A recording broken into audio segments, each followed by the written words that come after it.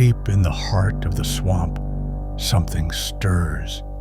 It oozes, it drips, it shifts with every sluggish step, formed from the very filth of the earth itself. You thought you were just answering nature's call, a routine moment of relief. But as you rise, wiping away the evidence of your deed, you feel it. A presence, a chill creeping up your spine.